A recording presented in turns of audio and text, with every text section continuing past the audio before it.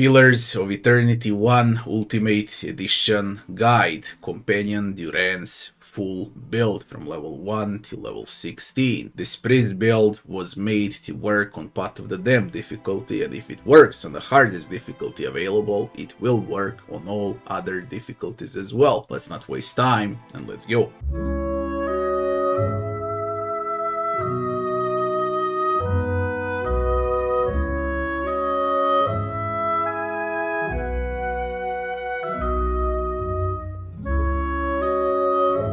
First, a few words about Durance. What does he provide for the team? Priest is probably the best class in the game. So what Durance provides is huge amount of debuffs, single target and AoE, huge amount of buffs, single target and AoE buffs, huge amount of single target damage, huge amount of AoE damage. Durance is a perfect mix of every single spell that exists in a game, and what's most important, he provides complete immunity to the most terrifying things in a game. Stuck, charm, dominate, paralyze, petrify, everything that can win fights for enemies. Durance stops all of the negative effects. Priest is one of the best classes that exists in this game, if not the best. Now let's level up Durance. On level 2 we're gonna take 1 point into survival, and everything else will go towards lore from now on. Why 1 into survival? So we can get damage reduction when we rest, yeah. The very first talent that we're gonna learn on Durance is of course Interdiction. It's a huge AoE debuff that's gonna make enemies dazed, reduce their stats, they're gonna be easier to kill, yeah. On level 3 we're taking all points into lore, and we move on. Now, Durance on level 3 gets tons of new spells. Priests automatically learn spells, and they're all available from the get-go once you reach a certain level. On level 4, we're going with lore, and for the next talent, we immediately upgrade Interdiction with Painful Interdiction, so we're gonna get enemies weaken as well when we debuff them. On level 5, we stick with lore, and now we get a bunch of new spells. On level 6, we again stick with lore. And now for the talent on level 6, we're taking Empowered Interdiction, so we give accuracy to all companions, to all allies. Why? Better chance to hit on everyone, absolutely great. On level 7, we're gonna skip and keep the points so we can go into lore on the next level. And now we get a bunch of new spells. On level 8, now we go into lore. And we say next. And now we're going to learn Inspiring Radiance. Once you heal, you're also gonna give accuracy to everyone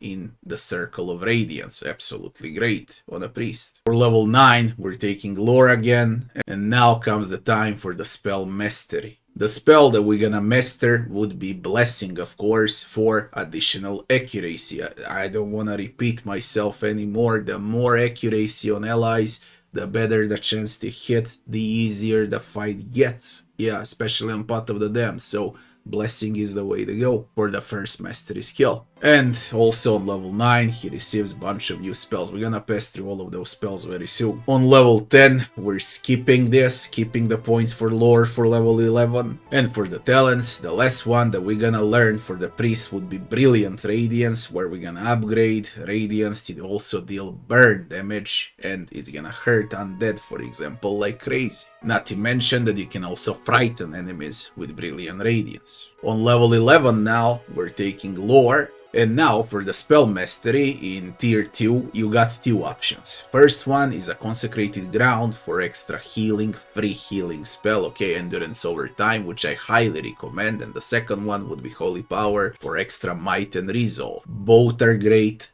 They're both valid, but I would say go with Consecrated Ground, because here we're gonna make a heavy armor tank priest out of Durance, and he's gonna be in the midst of battle, soaking up damage and healing everyone around him, and debuffing enemies as well. So Consecrated Ground for the spell mastery. Now on level 12, we're skipping points, keeping them for lore. We say next. And for the talent, Now we're gonna go slightly into offensive with a Scion of Flame, cause Priest has a lot of damage dealing burn spells, fire spells, call it however you like, single target or AoE fire damage, okay? So the Scion of Flame merges extremely well with the Priest, or better to say, with Durance. A lot of spells that we can cast, they're gonna deal damage, we want burn damage 20% higher. On level 13, we're taking lore, and we say next. And now, we got 5 great spells that we can master.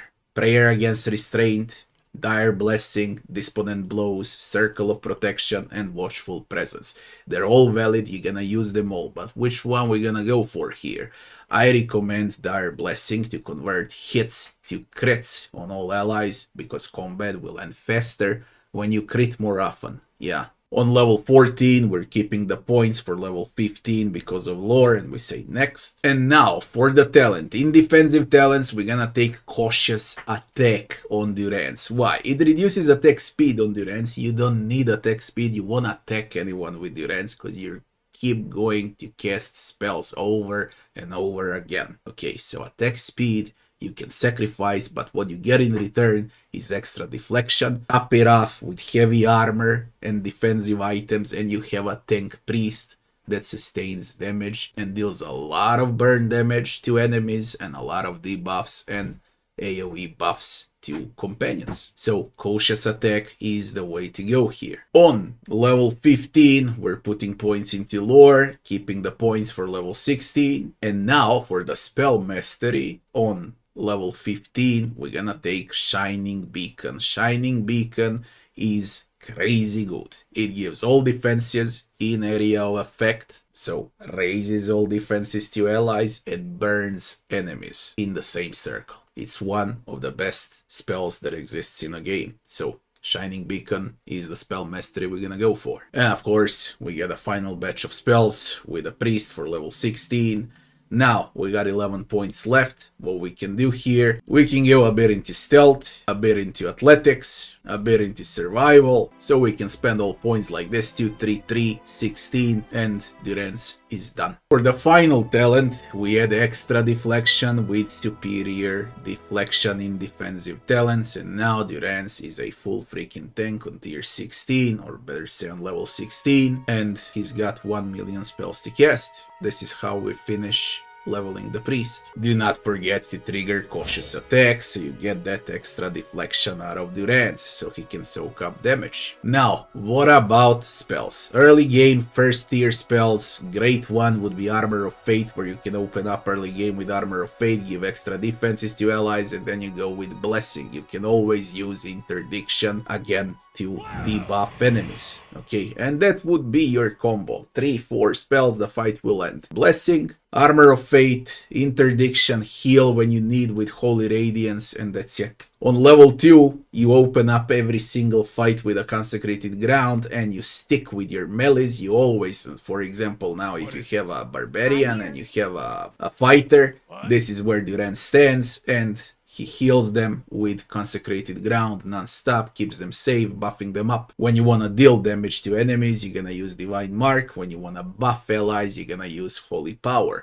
And these are usually the spells that you're gonna use on tier 2. Also, good way to open up fights is to put traps on doors like this, okay, with a repulsing seal. So you just do it like this.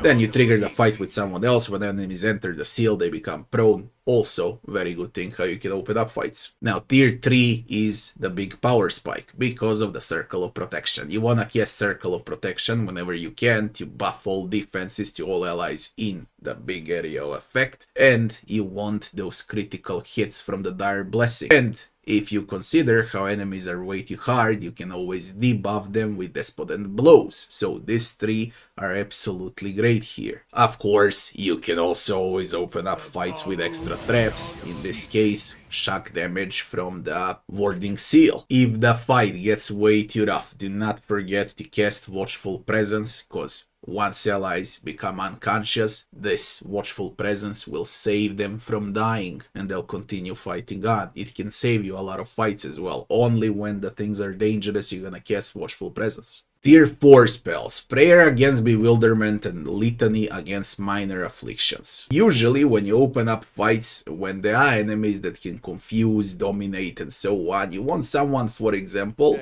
like Adair, so enemies see them first. The rest of them will be sneaking, okay? And when enemies see Adair first, they're gonna go for Adair, try to cast Dominate, Charm, and other stupid things on him. By the time they cast, and when you open up a fight, you can go with Durance and cast Prayer or Litany, depends what they do, to stop them from charming, dominating, and so on. They're gonna waste their spells on Adair, and it's your time to enter with all companions after that by removing Stealth. The best spell by far on tier 4 would be Devotions for the Faithful. You're gonna find yourself using it often because of increased damage and accuracy. You'll deal more pain with Devotions for the Faithful. And of course now, because we are scaling Durance to be a Fire Priest, Searing Seal will deal the most damage out of all traps and it has the biggest area of effect. This is also a good way to prepare fights with the seal. When things get really rough and you need damage, Shining Beacon is the way to go. And you're gonna find yourself using Shining Beacon very often on level 16 once you master Shining Beacon with Spell Mastery. Tier 5. Companion that hurts most, for example Pallegina, or your main character if you play as a fighter or a barbarian or a paladin and you cast Champion's Boon on that companion will be way much stronger than he's supposed to be, and this is probably the best tier 5 spell. Now speaking about the absolutely best tier 5 spell, it would be Prayer against Imprisonment, where allies cannot be paralyzed and petrified. A lot of enemies petrify and paralyze. This is AoE buff against, or better to say gives immunity to petrify and paralyze. Probably bread and butter spell to open up fights from level 10 and beyond, because most of the enemies will dominate, charm, paralyze or petrify, okay? And this is how you're always gonna open up fights, especially against big bosses, against dragons and so on. Also, you get a free revive out of this spell. When someone drops down, you can always revive them from this moment on. Very useful spell on Durance. And of course, there is extra deflection with Shields for the Faithful. Also, extremely good spell to cast for the AoE buff. Now, on tier 6, one of the best damage dealing single target damage dealing spells would be Cleansing Flame. Test it out on enemies and see how they burn. Very good to have. Also, one of my favorites for late game, mid game would be Crowns for the Faithful. The only thing is, you will need to put all allies close by, because it's a small area of effect for the Crowns of the Faithful, so you must go with turn off party AI so they don't move, they hold their positions. You're gonna cast a few summons, okay, on the choke points or so on. And in the meantime, you're opening up with Crowns for the Faithful, where you're gonna buff all allies, and then you can go up, turn AI, and they go into fight. Also, Prayer against Treachery. Immunity to Charm and Dominate is the big highlight of tier 6. One of the spells you're gonna use quite often. There is also Minor Intersection, or better to say huge area of effect heal on all allies. Not to mention that you're gonna reduce how long Paralyze lasts, stuns, hobble, stack, all of the negative effects. You're gonna reduce timer on the negative effects with Minor Intersection. And of course, when enemies are really tough and they focus a single character, your main or a dare or someone like that, Litany against Major Afflictions is the thing that's gonna save their lives. Tier 7 now. How you place the trap? And now you prepare to open up fight. Storm of Holy Fire is when things really start to get good for the priest, or better to say for Durance, because this is double damage opener. Okay, combine this with Alot, 5-6 times stacking Chill Fog plus the walls, firewall or wall of many colors and so on. It's a great opener for every fight. This is just insane freaking spell on Durance in combination with all other preparation damage dealing spells with other characters and with Durance preparation spells. This is how you open up fights in a late game. If Durance is in danger of dying, you always have minor avatar to raise all of his stats and attributes, so he becomes even more tankier during combat on tier 7. And of course you got flat up resurrection that you're gonna use quite often, especially if you play on Pot of the Damned. And for the tier 8, one of the best spells would be Hand of Veil and Woe. You deal burn damage to enemies in a line, and you heal all of those allies that are in the line of effect. Absolutely crazy good spell. And of course, there is the Watchful Guardian as well, which is basically a free revive for all companions in the area of effect. And there is a new trap called Symbol of Magran that deals constant damage. Compared to other traps, they just pop and they deal damage in an instant and then effect stops.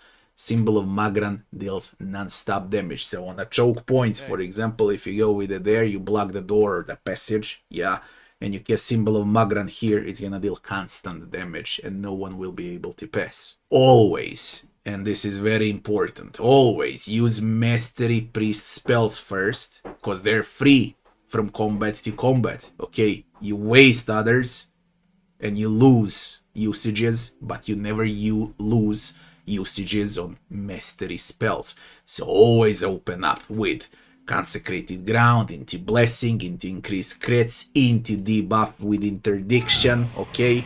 And then consider casting spells what you actually need in combat. Usually gonna open up with Prayer Against Imprisonment, okay? That's mostly from level 10 and beyond, or with Prayer Against Treachery. These are one of the two spells that you're gonna open up with, and then you're gonna transfer to the Mastery spells. That's how the game is. Itemization on Durance. Weapon doesn't matter at all, but we're gonna play with his staff from start to finish. Good one to also have is Lovran's stick, okay? Why it doesn't matter? You'll never attack with it, you're gonna cast priest spells non-stop, so weapons, you can play barehanded if you want to, it really doesn't matter. Good staffs to consider on top of these two, Durance staff and Lovran's stick, would be Wendwalker, Taluntian staff, and Guildmaster staff. Those 5 staffs are great on Durance. Now what about armor?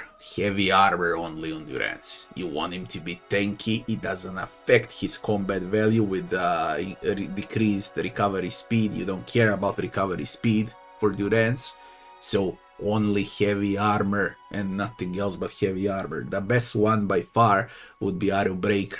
You get it in Defiance Bay early on in the game, and don't forget to upgrade the armor as much as you can later on.